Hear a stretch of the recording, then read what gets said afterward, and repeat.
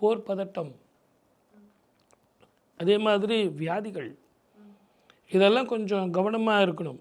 First of வந்து உங்களுக்கு வறட்சி இருக்கலாம்.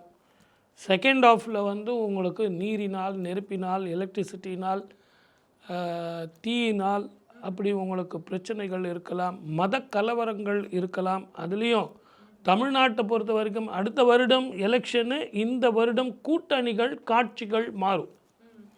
பழைய கூட்டணிகள் இருக்காது. நிறைய சொல்லலாம் காட்சிகள் இப்படித்தான் அப்படின்னு. நீங்கள் இந்த வருஷ கடைசியில் பார்த்தீங்கன்னா கூட்டணியுடைய காட்சிகள் மாறும்.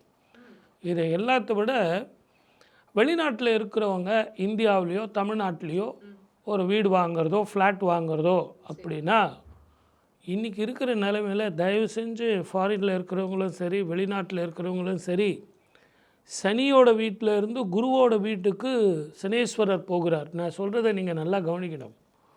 குருவோட வீட்டில் இருந்து ராகு சனீஸ்வரர் வீட்டுக்கு வரார்.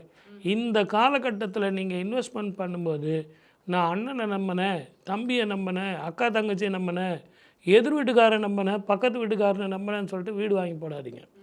ஆகவே ஒரு முறைக்கு 2 முறை யோசனை பண்ணி செய்யுங்க.